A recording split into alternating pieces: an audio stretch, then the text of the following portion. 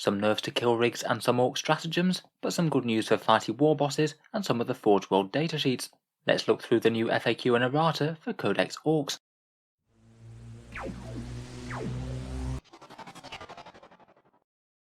Hello and welcome back to Auspex Tactics, the strategy focused 40k channel, where today we're looking through the new FAQ that Games Workshop have just issued for Codex Orcs, clearing up quite a few of the major issues that the Codex had. Compared with a few of their more recent releases, Games Workshop have had to do a fair bit of work with this one. There were just quite a few rules that when the Codex dropped, they were largely quite clear about how they were supposed to work, but arbitrarily didn't because they were lacking keywords, and they hadn't been clarified for some niche situations. It's quite nice to see how the Imperial Armour datasheets for Orcs are going to be shaping up as well. They've kind of been in limbo for a little while now, having a new codex, but a lot of the rules don't really function in the same way as they used to. With that in mind, let's take a look through the Codex FAQ, talking about the most important changes and why I think they were made, and then we'll go through the changes to the Forge World units, which still include some very important Orc datasheets, such as the War Boss on the War Bike. So starting off with the actual Codex Orcs then, first up there's a change to the I'm Da Boss rule, the one that doesn't allow more than one War Boss or Death Killer War Trike in a detachment. They've now changed it so it's either War Boss or Speed Boss, as it probably should have been before, as now the War Boss on War Trike would just be a Speed Boss, which could in theory mean that you could field a War Boss on foot and on War Bike within the same detachment, but now because they've changed it you're not able to.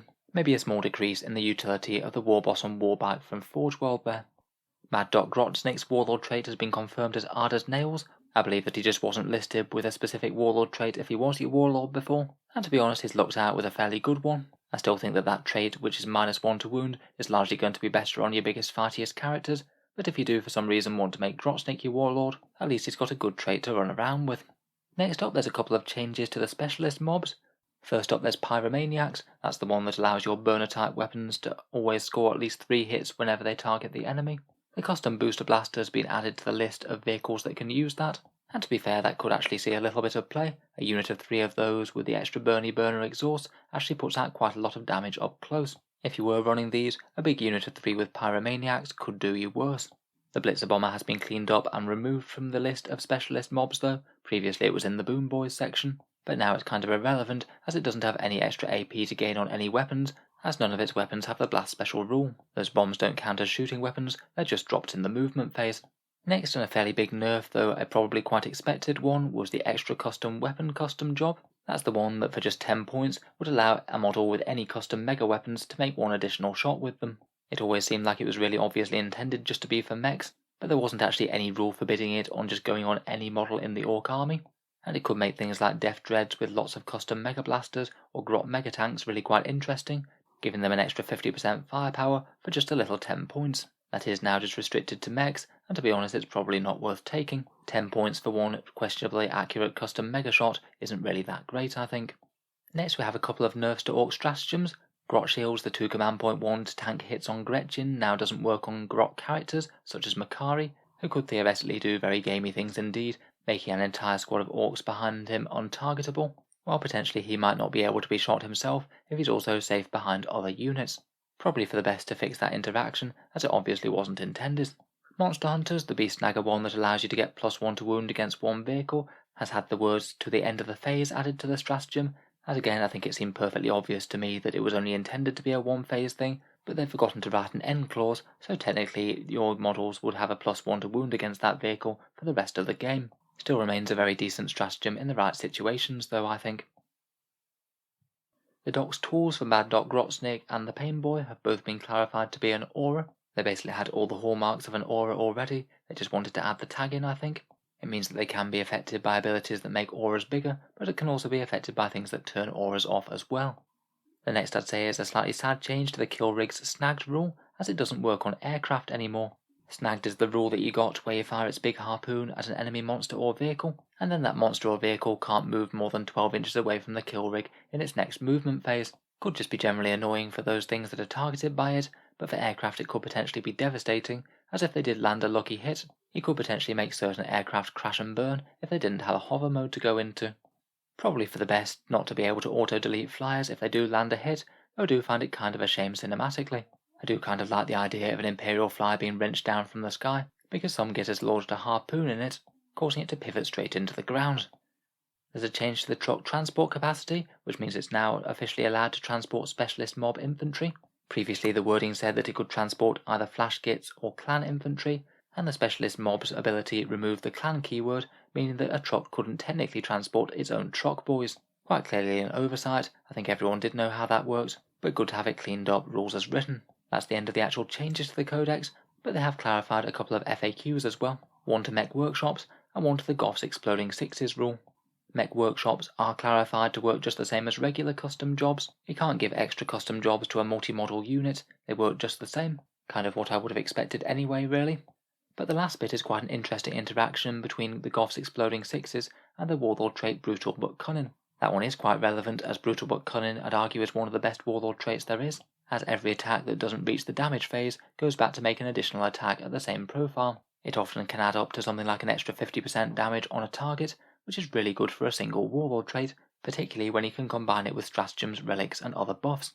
Basically now this trait is extra good for Goths. If they roll a 6 to hit, they get extra hits, and those hits do count as hits that can fail for Brutal but Cunning, so can generate extra attacks. It means if you do roll some 6s to hit on a Goth's Brutal but Cunning war boss, they're going to do a crazy amount of work. The only way that the rules don't interact is that those extra attacks that have been generated can't get further 6s to hit from the Goths clan culture. To be honest though, that's a very small price to pay, and it might well justify the exploding hits on 5 stratagem on a Brutal but Cunning war boss. That's it for the core Codex Orcs FAQs. I'm sure there's a few more questions that some people might have had. In particular, I think it might have been quite helpful if they've clarified the interaction between squig attacks and the extra attacks that you can get either from Brutal but Cunning or the Goths Exploding Sixes. I feel like that's a little bit of a grey area in the rules, as the profile on the squig attacks say that no more than this amount of attacks could be made with that profile, but for me it's really not entirely clear whether those could generate additional attacks by either of those rules. A simple yes or no either way would have been quite handy. I feel that that's a rule that a fair few people are going to play differently depending on their interpretation.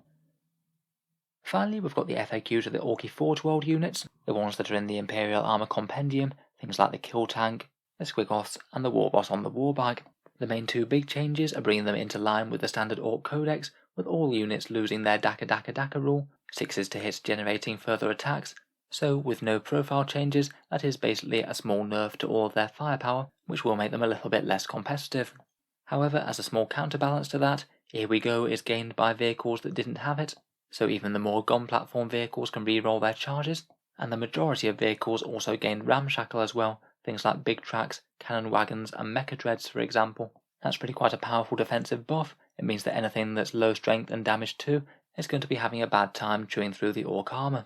Really not great for things like Sanguinary Guard, Sisters of Battle Repentia, or that kind of thing. The ones that didn't gain that are the Lords of War, things like the Kill Tank, Gargantuan Squigoth and the Custom Stomper, and to add insult to injury, the Kill Tank loses the Ramshackle ability that it already had as well. It seems like Games Workshop might have been trying to rebalance the Kill Tank, as it was perhaps one of the strongest standout Orc Lord of War choices. A nerf to its firepower and losing Ramshackle isn't really the best news for it, sadly. Otherwise, the War Boss on the Warbike has seen some expected changes to bring it into line. It used to have both the War Boss and the Speed Boss keywords, it now only has Speed Boss. So basically if your force is being led by this thing, it will be a Speed War as you'd sort of expect. It's lost Daka Daka Daka as well, not that it's the biggest deal on him. And to be honest, he has gained a couple of important things. He's got a 5+ invul now, the same as the regular War Bosses, and he auto advances 6 inches, just like the Deathkiller War Trike does. Finally, the Custom Stomper's various special rules for making it a big stompy effigy of Gork have all basically been copy-pasted over from the standard Stompers one. Again, probably for the best to have them operating in the same sort of way. So overall, really quite a lot of changes to Codex Orcs there. I'd say for the most part, more nerfs than buffs. They're not really that many surprises, mainly things that seemed unintentional when they released the Codex, and I would have predicted to be in line for an FAQ. It's quite good to see truck boys fixed so they can actually go in trucks, and it's potentially quite interesting the interaction of Brutal but Cunning and the Goths trait. That makes them an extra tasty combo. Now it's definitely confirmed that they interact in the way that it was suspected. For the Forge World things, it's mainly a bit of a mixed bag, a shooting nerf to everything there, but a lot of vehicles gaining Ramshackle might well make up for it. I think the changes to the War Boss and the Warbike are interesting too. He was already a great choice, and gaining an invul and better advances has only added to that. So let me know what you think down in the comments below, and if there's anything else that you were surprised at or think needs looking at. I'm sure there's things that I've missed. If you've enjoyed the video, then feel free to subscribe to Auspex Tactics, where I'll most certainly keep the regular 40k videos coming, with new ones out just about every day. Finally, if you have been enjoying the videos on the channel, I would just like to mention the Auspex Tactics Patreon page, which you can find down in the video description below.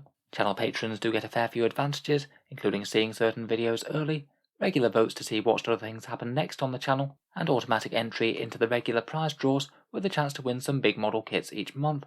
If any of that sounds good to you, or you'd just like to help support, then the link is down in the video description. In any case, a massive thank you for listening, and I'll hope to see you guys next time.